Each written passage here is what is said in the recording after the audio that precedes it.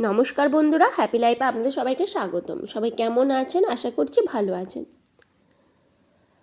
আপনারা অনেকেই আমাকে বলেছেন যে হ্যাপি লাইফটা লিখে সার্চ করলে হ্যাপি লাইফটা চ্যানেলটা আমার পাচ্ছেন না। তাদেরকে আমি রিকোয়েস্ট করছি, এখানে অ্যাডরাইট স্মৃতিমান্না লিখে সার্চ করুন।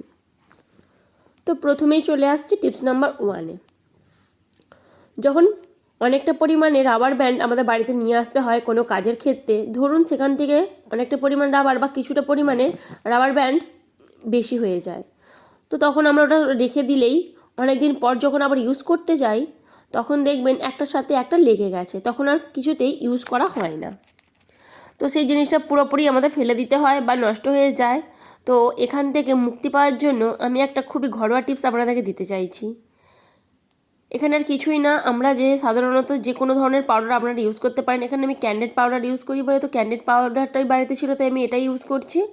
এখানে অল্প পরিমাণে পাউডার আমি এখানে মিশিয়ে দিচ্ছি। আপনাদের যদি রাবার ব্যান্ডের পরিমাণ বেশি হয় তাহলে পরিমাণটা বাড়িয়ে নেবেন এবং কম হলে কম করে নেবেন। খুব পরিমাণে মেশানোর দরকার নেই, একদম হালকা করে মেশালেই হবে, যাতে আপনি হাত দিলেই আপনার হাতে একটা ড্রাই একটা অনুভব আসবে, আপনার হাতে ড্রাই অনুভব আসবে। কিন্তু আমি রাবার ব্যান্ডের উপর ড্রাই অনুভব হবে বলি না, কারণ এখানে আপনি একটুখানি মিশালেই দেখবেন এসে যাচ্ছে। টিপস নাম্বার 2, এখন আমাদের বাড়িতে আগের মতন আর ব্লেড দিয়ে নখ কাটার কোনো প্রচলন নেই, এখন সবাই নেল কাটার দিয়ে নেল কাটি। কিন্তু প্রবলেমটা হয় যখন আমরা বাচ্চাদের নেল কাটতে যাই, তো ওরা তো সব সময় জেগে থাকলে আমরা নখ কাটতেই পারি না, কারণ আমার মেয়েই যেমন এখন এই 6 মাসের, ও খুব নড়াচড়া করে, তো ও যখন ঘুমায় তখন আমি নেলটা কাটি। তো সেই ক্ষেত্রে ও যখন ঘুমায় তখন তো বেশিরভাগ টাইম ও বিছানার ওপরেই ঘুমায় বা ঘরের মধ্যেই ঘুমায়, তো সেক্ষেত্রে ওকে যখন নেলটা কাটাবো ওকে তো আবার বাইরে নিয়ে আসতে পারি না। তো ও যেইভাবে ঘরেতে ঘুমায় সেইভাবেই ওকে নেলটা কেটে দিতে হয়। তো সেই ক্ষেত্রে কী হয়, চারিদিকে ছিটকে পড়ে, বিশেষ করে যদি বিছানায় থাকে তো চারিদিকে ছিটকে পড়ে। তো আপনারা যদি এই রকম দুই পাশটায়, মানে যে দুদিকটা ফাঁকা সেই দুদিকটায় যদি এইভাবে আপনারা সেলো টেপ বা যে কোনো ধরনের টেপ এইভাবে আটকে দেন এবং তারপর যদি নেল কাটেন, একটাও নখ কিন্তু বাইরে পড়বে না, আর আপনাদের ঘরও নোংরা হবে না, আর আপনাদের অস্বস্তি বোধও হবে না যে খাটে বসে আমি নেলটা কেটে দেবো বা ঘরে বসে নেলটা কাটবো, এটা অপরিষ্কার হবে, আবার পরিষ্কার করতে হবে। দেখুন আমি এখানে আপনাদেরকে নেলটা কেটে দেখাচ্ছি, আর এখানে একটা নেলও কিন্তু বাইরে গিয়ে পড়বে না, সমস্তটাই এই দেখুন এর মধ্যে আটকে যাচ্ছে। তো বন্ধুরা, টিপসটি কেমন লাগলো? আশা করছি টিপসটা আপনাদের খুবই কার্যকরী হবে, বিশেষ করে যাদের ঘরে একদম ছোট ছোট ছানাপোনারা আছে। এই দেখুন একটাও নখ কিন্তু পড়ছে না, এখানে আমি আপনাদেরকে তুলে দেখাচ্ছি, এই দেখুন। তো চলুন চলে যাই পরবর্তী টিপসে। টিপস নাম্বার 3, আমার মতন যাদের ঘরে এই ছোট ছোট পুচকুরা আছে, তো তাদের তো জামা কাপড়ের কোনো শেষ নেই, আর ওদের তো জামা কাপড় একদম ছোট ছোট, আর তারপর রাখতে হয় অনেকটাই। আবার বিশেষ করে যেহেতু শীতকাল, সোয়েটার, মোজা, প্যান্ট ইত্যাদি একটু বেশি পরিমাণে লাগে, বিশেষ করে মোজা আর প্যান্টটা। আর এগুলো কিন্তু হয় খুবই ছোট ছোট, একটার পর একটা হাতের সামনে আমরা পেতেই চাই না, বা পেলেও সেটা কোথায় রাখি আবার পরবর্তীতে ভুলেই যাই। আর একটা মোজা পেলে হয়তো আবার একটা মোজা পাই না।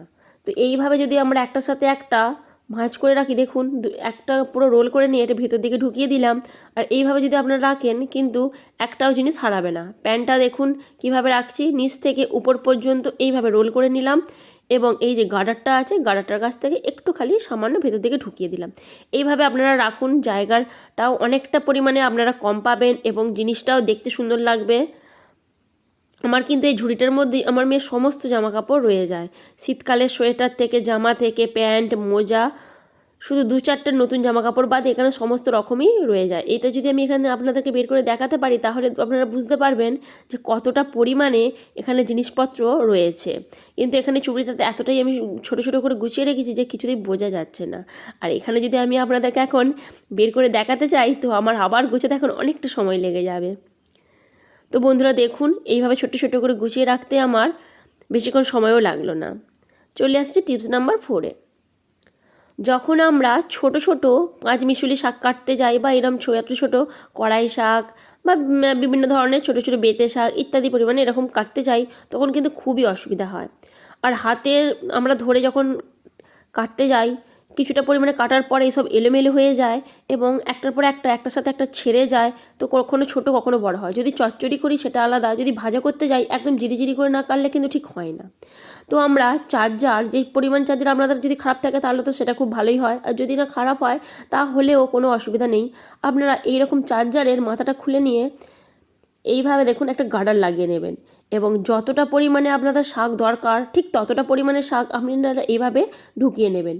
এবং যদি শাকের পরিমাণ বেশি থাকে তাহলে জায়গাটা একটু বেশি করে ফাঁকা রাখবেন, এবং যদি একদম শাকটা একটু কম হয় তাহলে আপনারা রাবার ব্যান্ডটা একটু ছোটো করে নেবেন।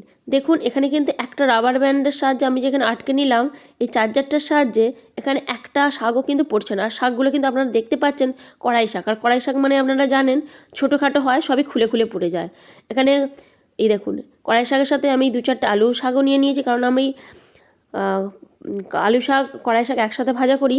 তো দেখুন কতটা তাড়াতাড়ি ইজিভাবে কাটা হয়ে যাচ্ছে, আর এখানে কিন্তু কতটা পরিমাণে জিরিভাবে কাটা হচ্ছে আমি সেটাও আপনাদেরকে দেখিয়ে দিচ্ছি। আর এই দেখুন কতটা পরিমাণে ছোটো করে কাটা হচ্ছে। আর এই কড়াই শাকটা কাটতে আমাদের যে কত রকমভাবে হাত থেকে ফসকে যায় সেটা আমরা যারা গৃহিণী তারাই জানি। তো আপনারা অবশ্যই এইভাবে কাটতে পারেন। এখানে কোনো রকম দেখুন ঘেঁটেও যাচ্ছে না, আর একটার পর একটা কেটেও যাচ্ছে, কতটা পরিমাণে ছোটো জিরি করে কাটা হচ্ছে। তো বন্ধুরা আশা করছি টিপসগুলো আপনাদের খুবই কাজে লাগবে। যদি টিপসগুলো ভালো লেগে থাকে তাহলে অবশ্যই একটা লাইক করবেন, একটা কমেন্ট করবেন, এবং নতুন বন্ধু হলে সাবস্ক্রাইব করে পাশে থাকার অনুরোধ রইল।